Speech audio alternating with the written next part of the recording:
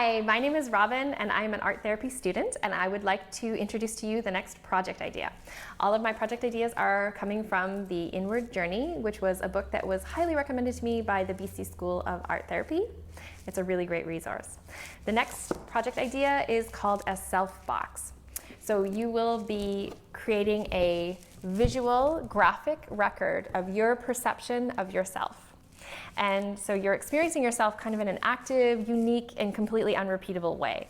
I've done this exercise a few times, and each time I'm surprised at how different it turns out. You'll need, of course, a box. My favorite resource for boxes is shoe stores, because they usually have a few, and if you can check in with them, sometimes if they don't have some, they're willing to put some aside for you.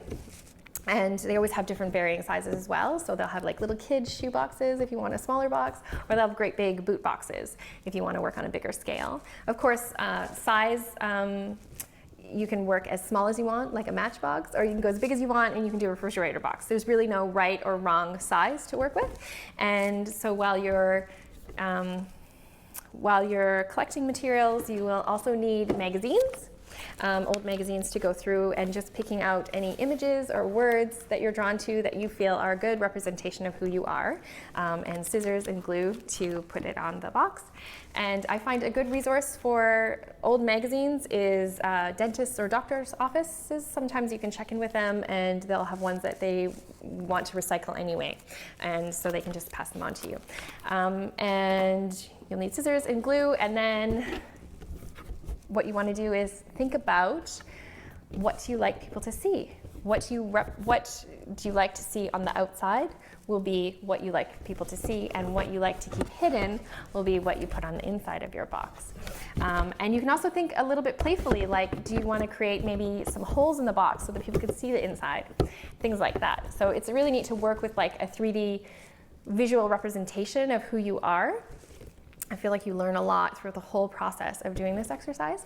And then when you're finished, everything that you did is kind of as unique as your fingerprint in terms of representing who you are. So your style, the material that you chose to use, the way that you constructed it, it's all a representation of who you are, and even the pace at which you worked. If you work slowly or you zoom through the process, it's all kind of a representation of who you are.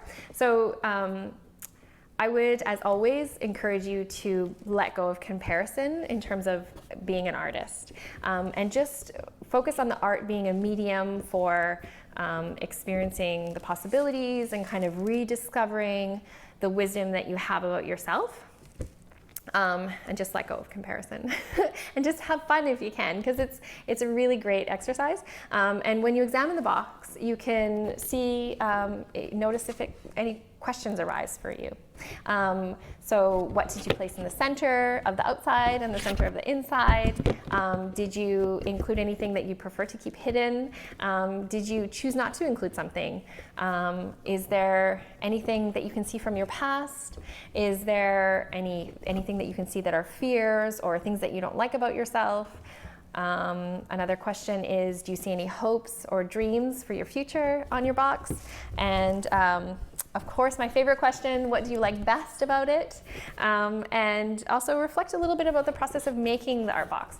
So when you were putting it together, did you work with, quickly with decisiveness, or did you take a little bit more time kind of slowly working through the process? I hope you have a fabulous time making this project. Again, it's one of my favorites. I could do it over and over again. It's a really fun activity, and it's really easy too. It's very age friendly, so I've done this with young kids and all age groups.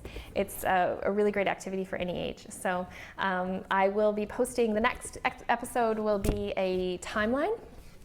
So please click the like and subscribe button if you're interested in seeing more of these, and pass on to friends that you think would be interested in doing these kinds of projects. Thanks so much. Bye.